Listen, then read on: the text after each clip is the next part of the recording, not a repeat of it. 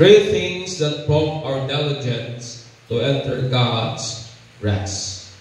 Tulong butang nga nagaaghat ba, o nagapukaw ba, o nagatandog ba, o nagatultukod ba, nga mahimutang magmadasigon, mahimutang magmakugihon sa pagsulod sa kapahulayan nga iya sa Ginoo igsoon. Ang atong text makita gihapon nato in the book of Hebrews chapter 4, continuation atong miaging Domingo. O sunod lang mo sa hilom o ako'y magbasa igsoon. Hebrews 11 chapter 4 verse 11. Paingon ngadto sa 16. Ingon ang Bible. Let us therefore be diligent to enter that rest, lest anyone fall according to the same example of disobedience. For the word of God is living and powerful, and sharper than any two-edged sword, piercing even to the division of soul and spirit, and of joints and of marrow, and is a discerner of the thoughts and intents of the heart. And there is no creature hidden from his sight, but all things are naked and open to the eyes of him to whom we must give account. Seeing then that we have a high priest who has passed through the heavens, Jesus the Son of God, let us hold fast our confession. For we do not have a high priest who cannot sympathize with our weaknesses, but was in all point tempted as we are, yet without sin.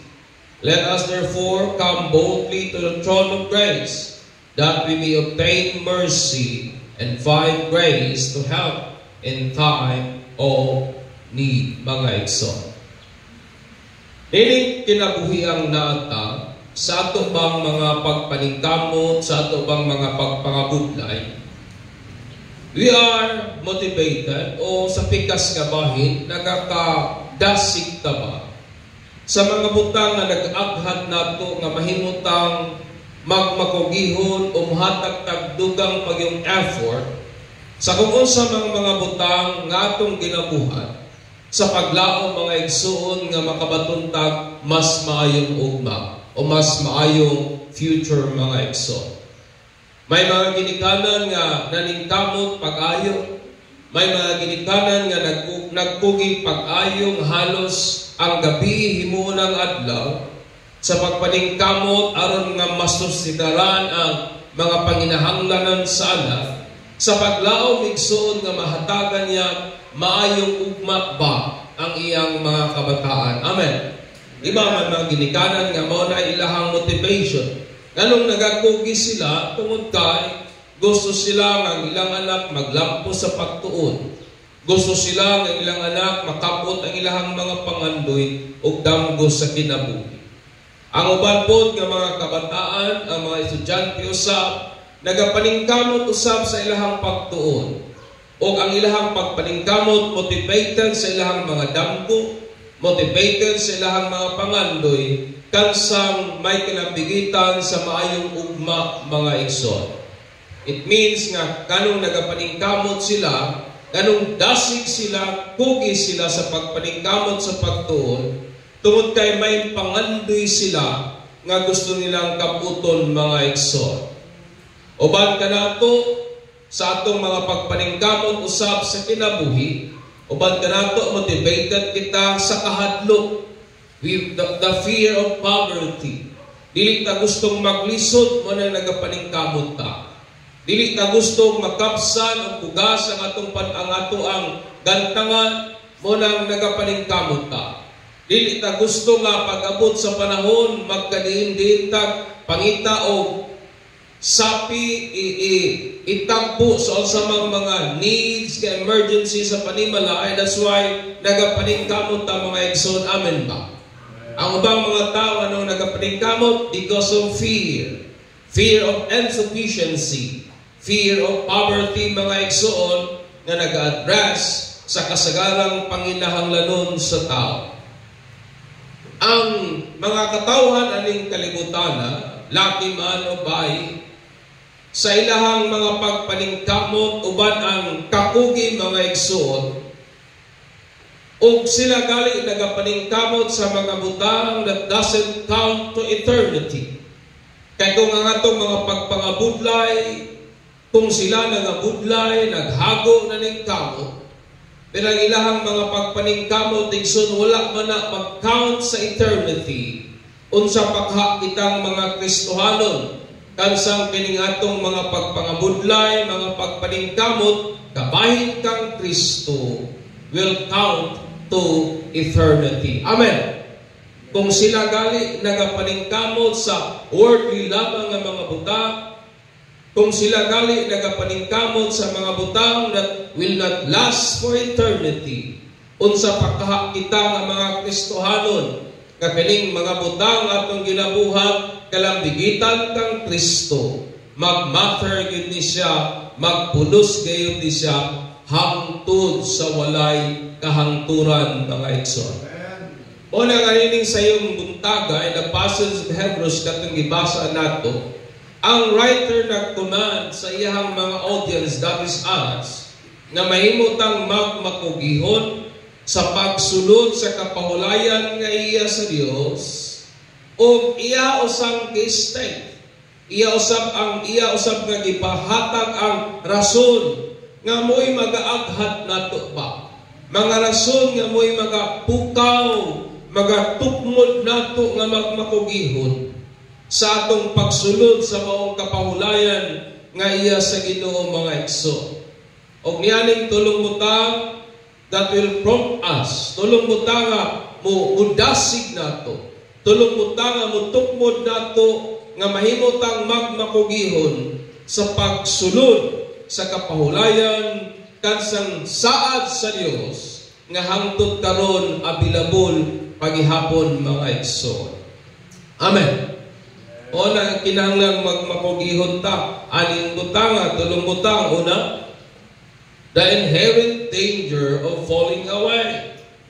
Ingon siya, let us therefore be diligent. Nanong angay man tang magmakugihon, last, basin baya unya o mausama ta ba niyatong mga Israelite kansang wa makasulod sa kapahulayan tungod sa ilahang pagkamasupilon, tungod sa ilahang pagkamasinupakon, tungod sa ilahang dili pagkamatinuuhon mga igsoon. Ang reason nga nung ang writer o ang author o ang writer sa Hebrew, iyang gisubok ang mga katawhan sa Dios nga magmakugihon sa pagsunod sa kapahulayan nga iya sa Dios is tungod sa inherent nga danger nga basinunya o baog ma-fall away ta. Tungod pa sa realidad sa kakuyaw nga pwede kang mahabba mga igsoon. Tungod sa reality nga pwede kang mawala sa tawag, mawala sa kamot, matagak sa katuyuan, plano nga iya sa Dios. Sama sa nahitabo sa mga Israelite, kansang nangamatay sa kamingawan, o ingon pa niya, it served as an example nga kung dili ta magmakugihon, pwede tang malaglag, and then, ang very reason kung lantaon nimo, it is because of their disobedience mga igsoon. Tungod sa ilang pagkamasinupakon ba sa Ginoo. I want you to understand me that disobedience focus on man's willful decision to reject God's offer. Ang pagkamasinupakon po naglantaw lamang kana sa kanabang sa tao, nag-focus lamang sa imong kaugalingon, sa imo habang makusganon bang mga pagdesisyon sa pagdumili, pag-reject, sa kung sa man ang offer sa Dios, aron nga matuo kanganha kaniya o musulod sa iyang pagkulutan. Disobedience is man's refusal to be persuaded and convinced by the voice of God. Ang pagkamasinupakon po, o kana ang imuhabang pagdumili ba, nga dili ka maagni or maaghat or makumbinsi ba, sa tingog sa Ginoo. Tanawan ninyo mga igsoon, ang Hebrehanon po edad 20 anyos pataas. Gawas kang Joshua o kang Caleb, wala makasulod sa yutang saad sa Ginoo. Amen.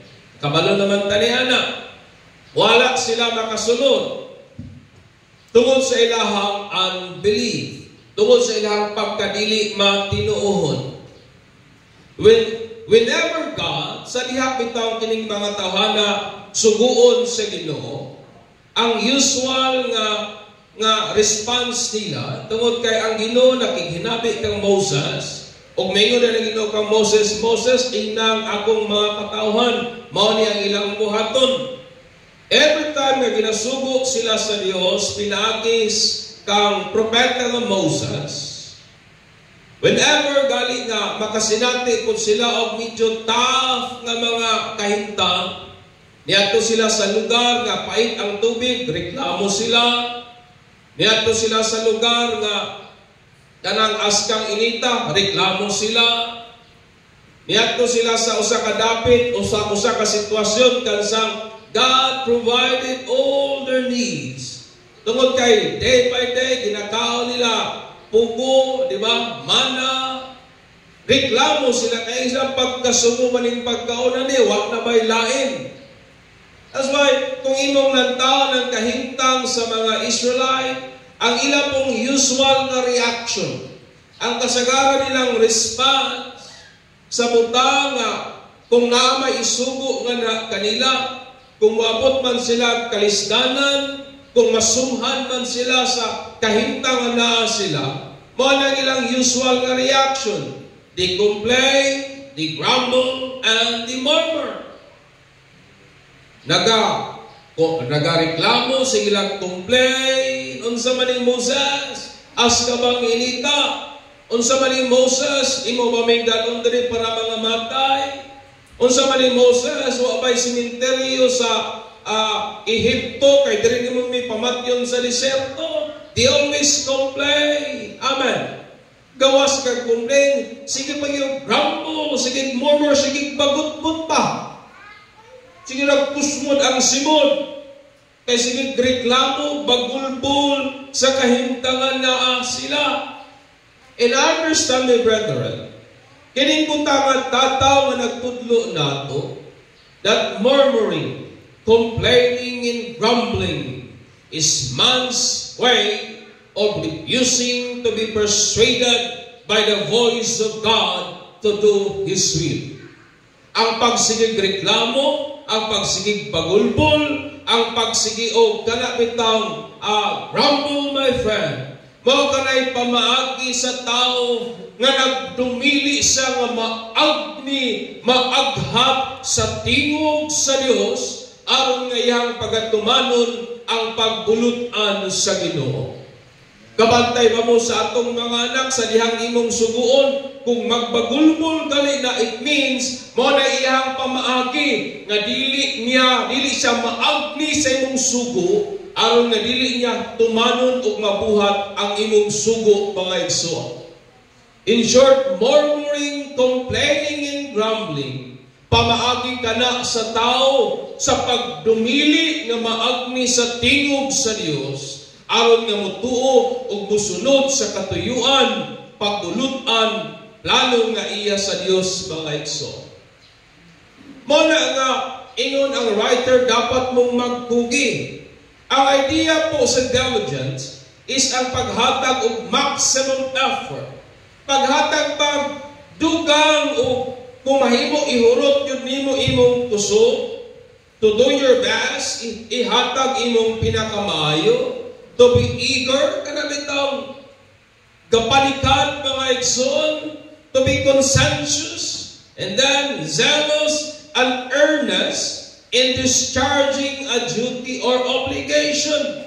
Nga mahimo kang passionate, mahimo kang kanang sincero kayo sa pagtamod sa imuhang kaakuhan o sa imuhang obligasyon, mga igsoon. Kanato nga Kristohanon daghantag obligasyon. Kanato nga Kristohanon, we're obligated to preach the gospel of God. Amen. Kita nga Kristohanon, we are mandated to preach Christ sa atong mga silingan, mga igsoon. O nagisgot usab kani siya sa intensity of purpose, followed by intensity of effort toward the realization of that purpose. But ipasabot nga naaba kay igong pagpaningkamo, hago kusog kay mong gina-invest, aron kay mong maangkon ba, matuman ba, kung unsa man ang katuyuan anang imong pagpaningkamot, mga igsoon. Understand me, brethren. Ang writer, iyatang gisugo nga mahimo tang magmakugihon, that is, muhatag maximum effort. Balik sa dito, son. Ako na lang. Muhatag maximum effort to do our best toward the realization of entering God's rest. Nga maghago ka ba?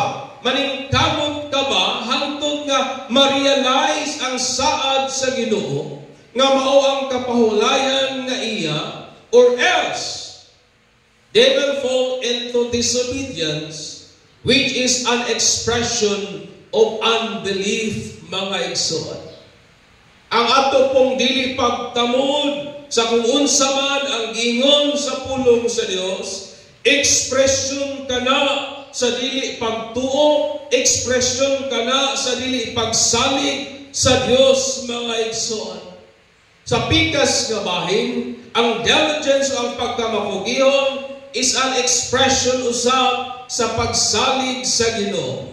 It is an expression of faith nga may pagsalig nga sa Dios. Mo nang hagit nato mo ni, let us be diligent. Amen. Dapat magmakugihon ta.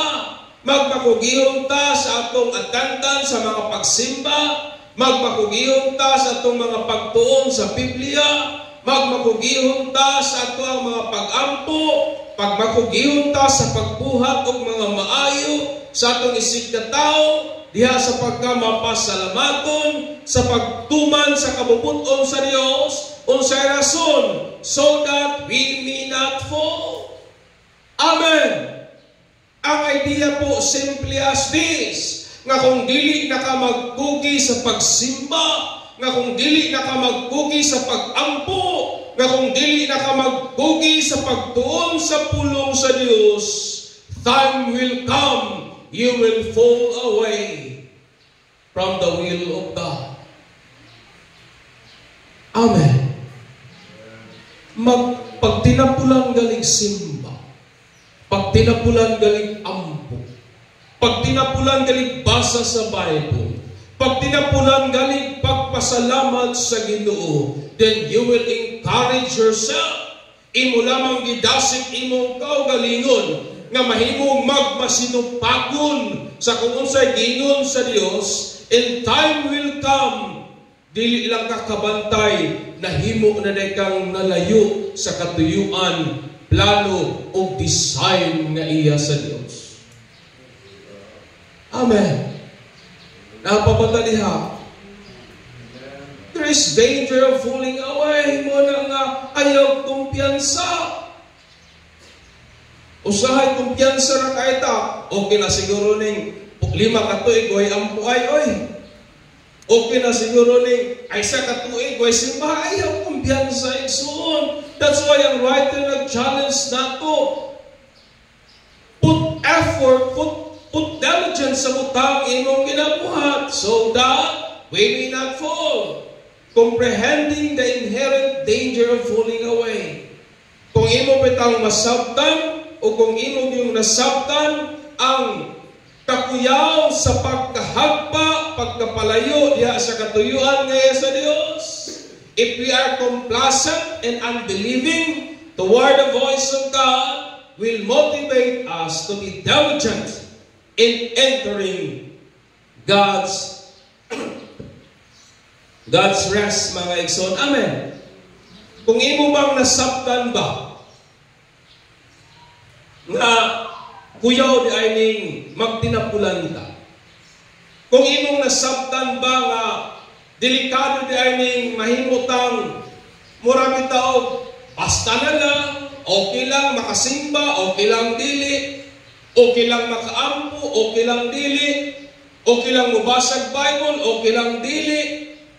Pero kung nasabta nito ang kakuyaw niya na, o ang pagkadili matinuuhon sa tingog sa Dios, mo kining butanga mag-aaghat o magadasig nimo nga mahimutang magmakugihon sa pagsulod sa kapahulayan nga iya sa Dios. Amen. Kung masabta nimo nga delikado di ay ning tanabitang dilita sincero ba sa atong pagpangalagad sa Ginoo. Kung masabta nimo nga may inherent di ay nga danger kung dili ta magmakugihon aning mga butang, muaghat na nimo nga magmakugihon ka nga makasulod sa kapahulayan nga iya sa Dios. Amen. Ingnay mong tapad, ayaw gyud kumpiyansa. Amen. Magmakugihon ta, put diligent, put effort diha sa mga pag-ampo, pagkuon, pagbuhat sa katuyuan nga iya sa Ginoo mga igsoon. Usa pa mang mga butangan nag-prompt nato nga mahimutang magmakugihon sa pagsulod sa kapahulayan niya sa Dios. Ikaduha, the undeniable truth of accountability. Ingon siya, for the word of God is living and powerful, sharper than any two-edged sword, piercing even to the division of soul and spirit, and of joints and of marrow, and a discerner of the thoughts and intents of the heart. And there is no creature hidden from his sight, but all things are naked and open to the eyes of him to whom we must give an account. Kung sa ingon sa Bible, nga ang pulong sa Dios mooy nagahukom, mooy nagayag-yag sa tigduod na tinguha sa tong kasing-kasing o hunahuna. O diha sa Dios walay matago, kansang kitang tanan magahatag og husay mga igsoon. Amen. All of us will give account to God. Ingon pa si Jesus in John 12:48.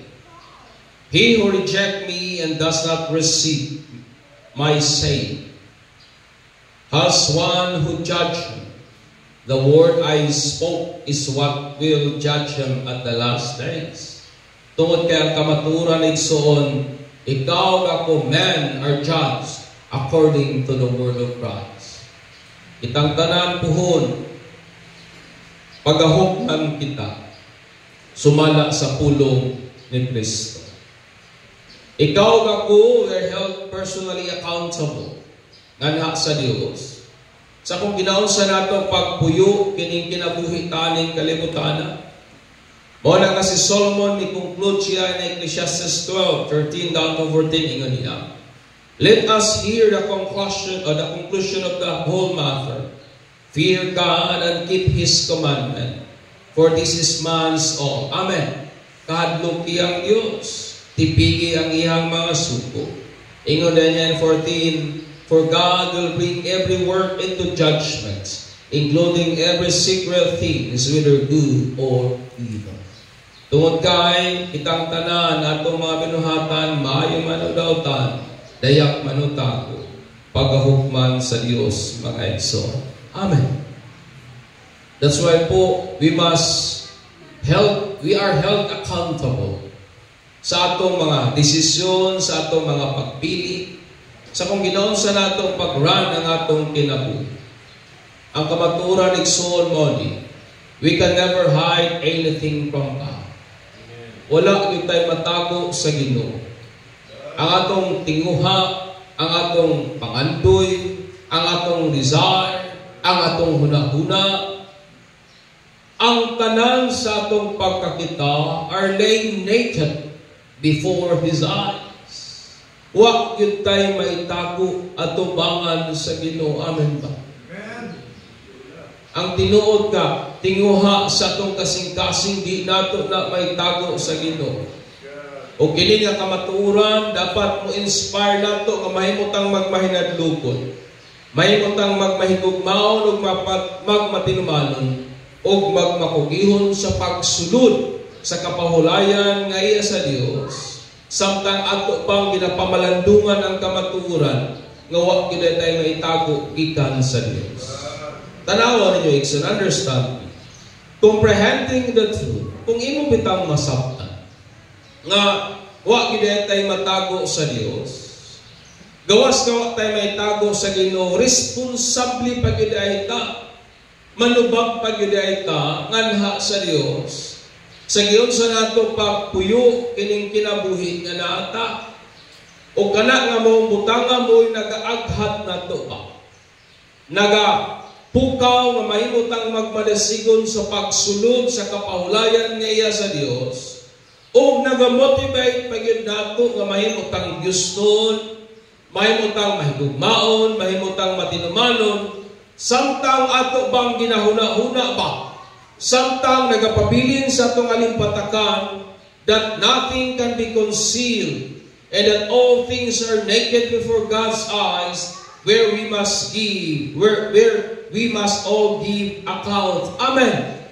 Nga kung imong nasabtan, nga manubag dahil ta sa Dios sa tanan natong gawi aning kinabuhian, nga pagatubang nato sa Dios unya pon, wa gyud tay maitago maski usang butang. Ug kana nga kamatuoran mo'y nagaaghat nato pa nganong angay tang magmakukihon diha sa pagsulod sa kapahulayan nga iya sa Dios. Tungod kay ang kamatuoran mo ni manubag ug manubag gayud kita, because we are held accountable before God. Amen. Giyon sa nato paggamit atong panahon, giyon sa nato paggamit ang kaluwasan nga nata, giyon sa nato paggamit ang atong kusog, maski gali sa atong mga pulong, manubag ta nganha sa Dios, mga igsoon. Mana kung nasabtan na nimo ba? Kung nasabtan po nato na wa gyud tay maitago atubangan sa Ginoo, that every time na natay ginamad there is God nga nagalantaw nimo, mauwaw ka oy, mabuhat og dili mao. Amen ba? Amen. Kung nasayod ka nga ang Dios nasayod sa imong mga pagbati o di na nimo maitago nga kaniya, nan mauwaw ka, mamakap o manglimbong sa Ginoo.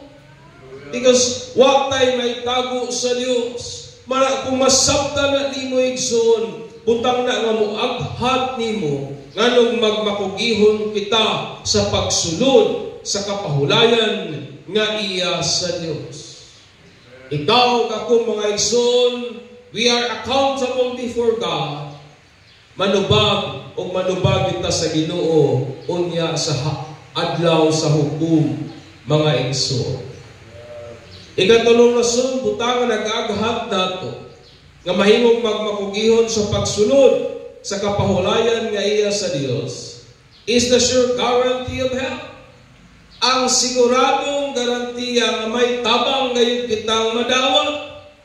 O sa iyang ingon in 14, seeing high priest who has passed through the heavens, kinsa na nga high priest, Jesus the Son of God. Let us hold fast our confession, for we do not have a high priest who cannot sympathize with our weakness, but was in all point tempted as we are, yet without sin. Amen. Mana si Jesus. Let us therefore come boldly to the throne of grace, that we may obtain mercy and find grace to help in times of need.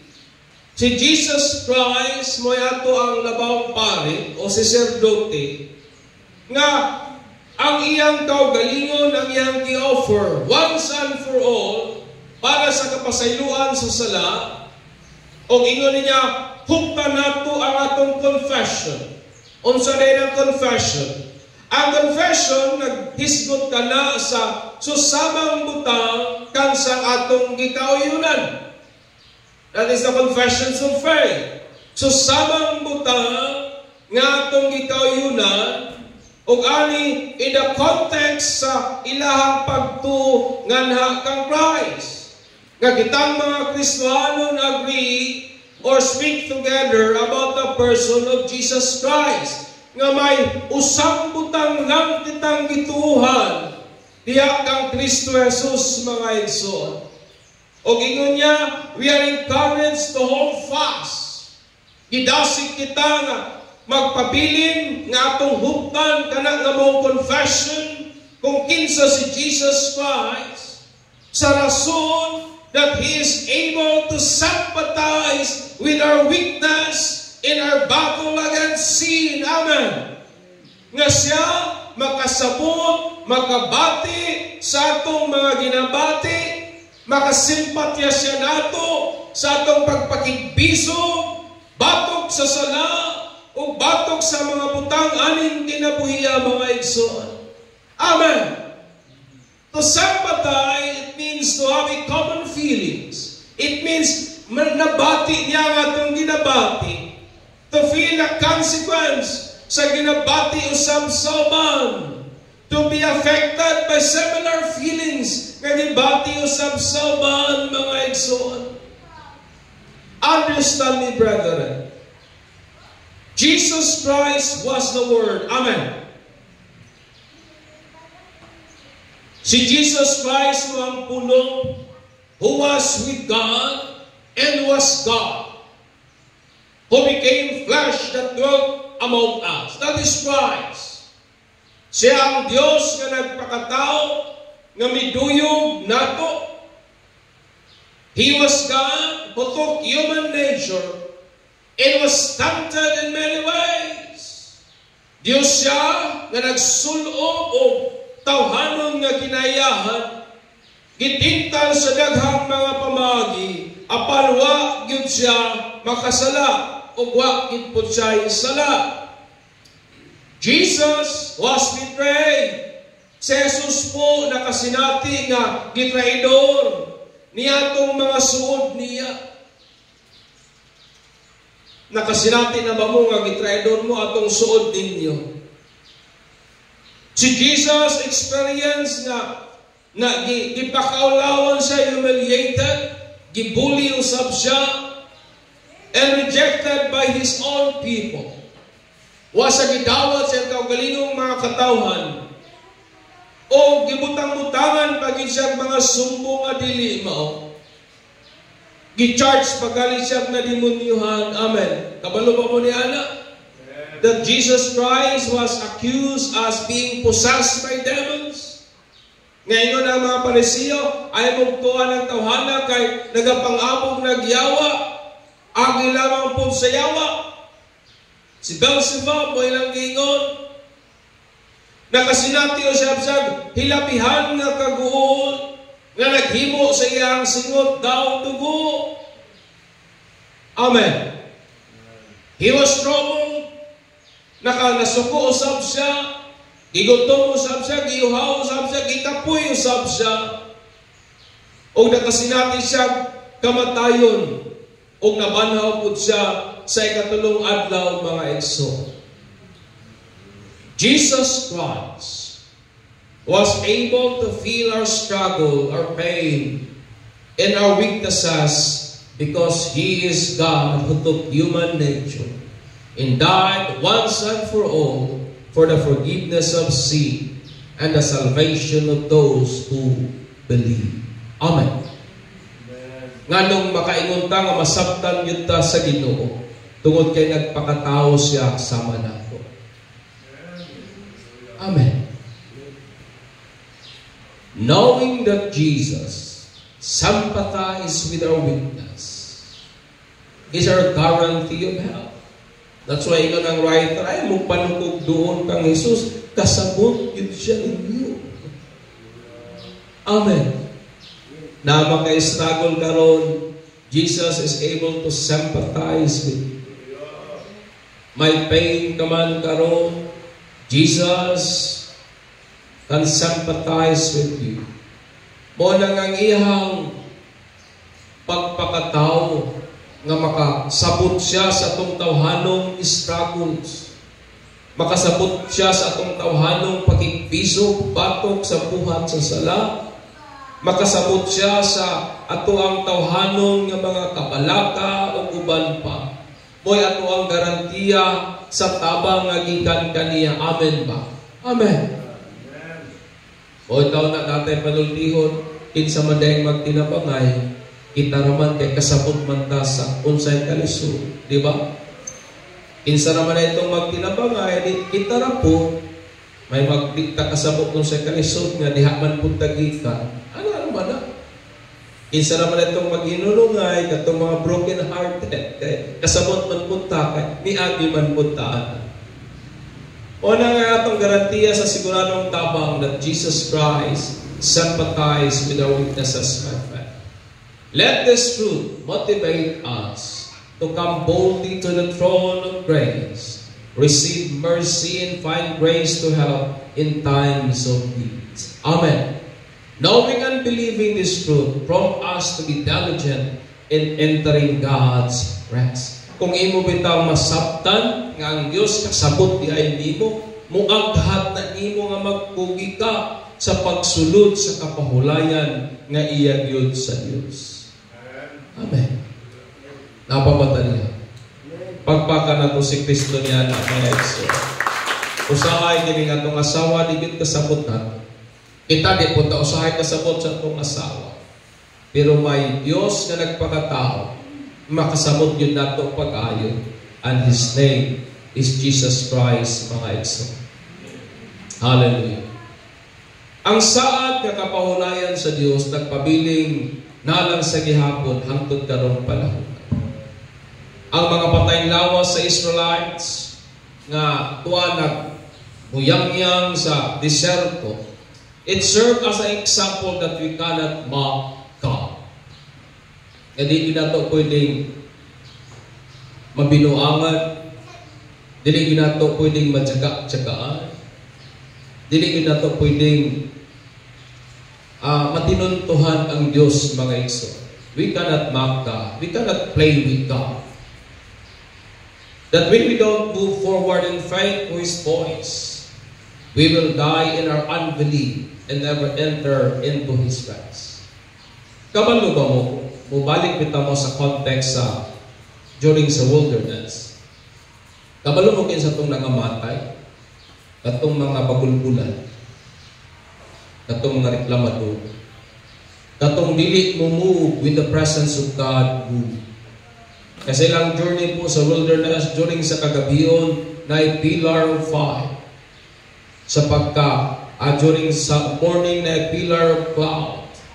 Pero kinahanglan nga maglihok sila with the pillar of fire and with the pillar of cloud move.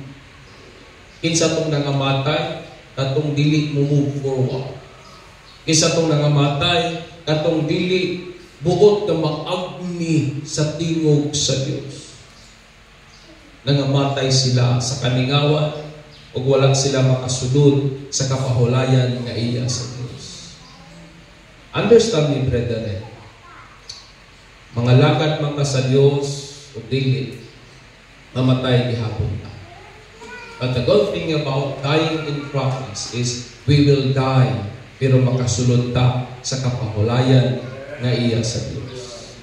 Kung mamatay ka nga way Kristo, then you will die not having the rest of Christ. Hallelujah. Usahay kitang mga tao, we feel complacent. Kita usahay ng mga tao, mabati ta usahay nga basta na lang, basta lang doon makasimba, daw na. Basta lang doon makaampu, okay na. Complacent. Wala na bitaw pagpaningkamot nga mag-uswag maglampo. What I desire nga mugrow pa og dugang mga igso. And nonchalant. Kana bitaw, muragwa na bitaw paki. Dili na kay concern sa iyang identity as Christian. Wala na ipaki kung Kung sa ikaingon sa mga tao, ako'y labot na ako ning kinabuhi, nag-challenge na sa atong identity as children of God. Nasa pikas nga bahay nag-influence sa atong pagpulutan to be idle and lazy. Tungod usahay sa ato ang mindset nga okay lang lagi ni ngani.